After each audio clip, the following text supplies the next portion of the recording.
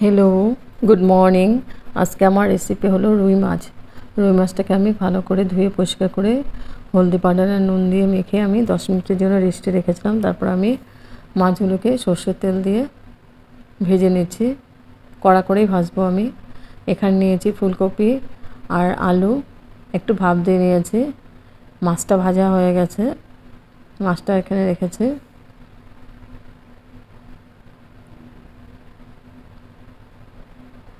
আর নিয়েছি টমেটো, একটা টমেটো কেটে নিয়েছি বড় বড় সাইজ করে, কাঁচা লঙ্কা, এখানে একটা বাটি নিয়েছি, জল নিয়েছি, এখানে নিয়েছি গোটা জিরে, তেজপাতা আর একটা শুকনো লঙ্কা, হলদি পাউডার, কাশ্মীরি চিলি পাউডার, জিরে পাউডার, ধনে পাউডার, হলদি পাউডার। এ দিয়ে আমি রান্নাটা করব। আর ধনে পাতা এ দিয়ে রান্না করব। একদম সিম্পল হবে। গরমের দিনে এই ধরনের মাছের রেসিপি খুব ভালো লাগে খেতে। একদম মশলা কম দিয়ে আর ফটাফট হয়ে যাবে রান্নাটা, 10 মিনিটে পুরো কমপ্লিট হয়ে যাবে। তো এখানে বাটি নিয়েছি আমি, বাটির মধ্যে জল নিয়েছি। এখন আমি মশলাগুলোকে গুলে নেব। দিয়েছি পরিমাণ মতো নুন, জিরে পাউডার, ধনে পাউডার, কাশ্মীরি চিলি পাউডার আর হলদি পাউডার দিয়ে আমি মশলাটাকে খুব ভালো করে গুলে নিব।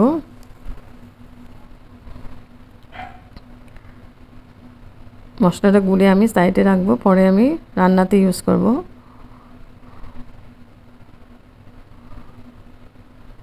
এইভাবে গুলিয়ে ইউজ করলে মশলাটা পুড়ে যাওয়ার ভয় থাকে না, আর কালারটা খুব সুন্দর আসে।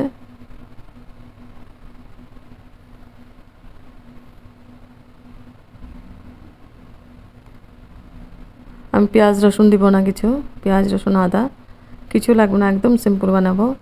এখানে মাছ ভাজা তেলের মধ্যে আমি রান্নাটা করে নেব। দিয়েছি আমি সাদা জিরে ফোড়ন, সাদা জিরা ফোড়ন দিয়েছি। জিরাটাকে আমি খুব ভালো করে ভেজে নিচ্ছি।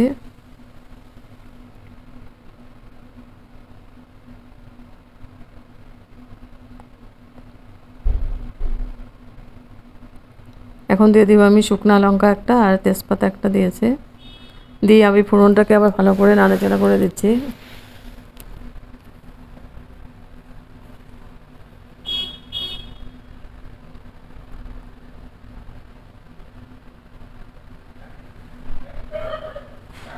এখন দিয়ে দিব আমি টমেটো আর কাঁচা লঙ্কা, টমেটোটা দিয়ে আমি খুব ভালো করে নাড়াচাড়া করে দিব।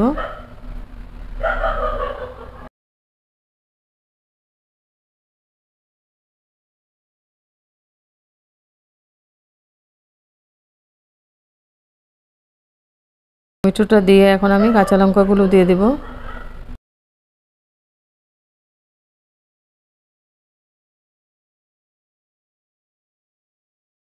কাঁচা লঙ্কাটা দিয়ে আমি খুব ভালো করে নাড়াচাড়া করে দিচ্ছি। আর ফোড়নের মধ্যে টমেটো কাঁচা লঙ্কা দিলে টেস্টটা অনেকটা ভালো হয়। এখন আমি গুলে রাখা মশলাটা দিয়ে দেব। দিয়ে আমি মশলাটাকে খুব ভালো করে কষিয়ে নিব।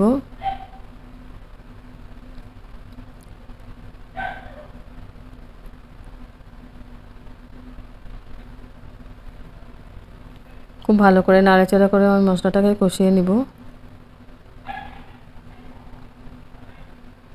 মশলাটা কষানো হয়ে গেছে, এখন আমি দিয়ে দেব ফুলকপিগুলো। ফুলকপি আলু দুটাই আমি ভাপ দিয়ে নিয়েছি, দুটাই একসঙ্গে দিয়ে দেব।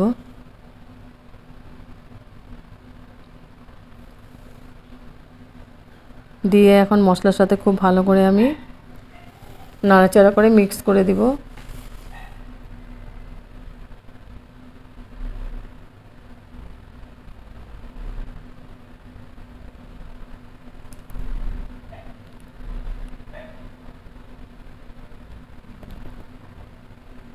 খুব ভালো করে আমি নাড়াচাড়া করে দিচ্ছি মশলার সাথে।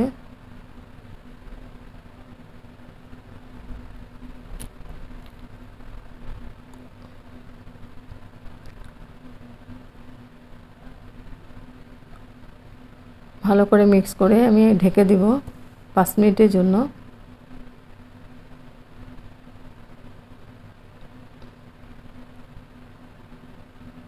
আর কোনো মশলা দেব না আমি।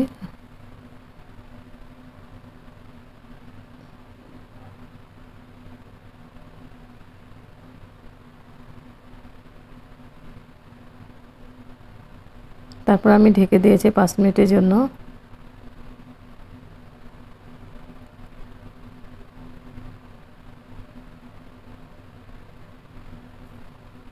এবার 5 মিনিট পরে এসে আবার নাড়াচাড়া করে দিব।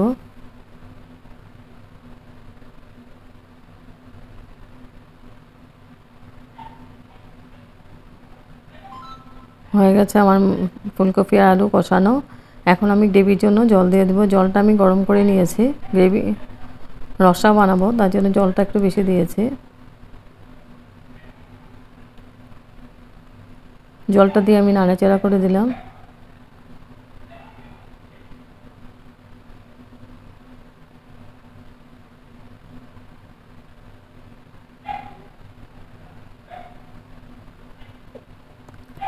এখন আমার রসাটা হয়ে গেছে, মাছগুলো দিয়ে দিচ্ছি।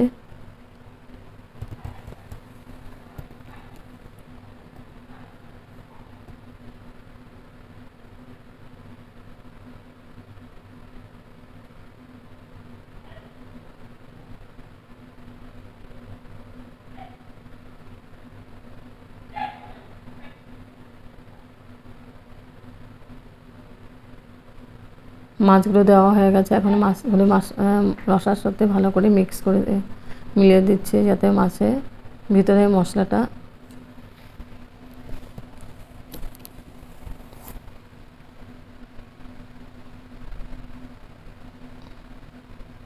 হালকা হাতে নাড়িয়ে দিলাম আর মাছগুলি রসার সাথে মিক্স করে দিলাম।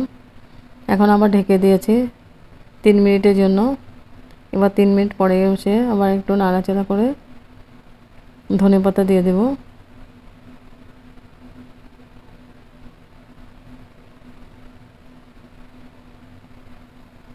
একদম সিম্পল, খেতে অসাধারণ টেস্টি। গরমে ভাতের সঙ্গে খুব ভালো লাগে খেতে।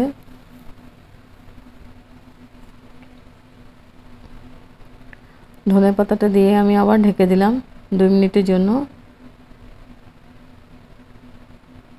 হয়ে গেছে 2 মিনিট পরে এসে আমি ঢাকনা উঠিয়ে এবার গ্যাস অফ করে দিব। গ্যাস অফ করে স্ট্যান্ডিং টাইম 5 মিনিটের জন্য আমি ঢেকে রাখবো। তারপর সার্ভ করেছি রুই মাছের রসা ফুলকপি আলু দিয়ে। অসাধারণ টেস্টি একটা রেসিপি।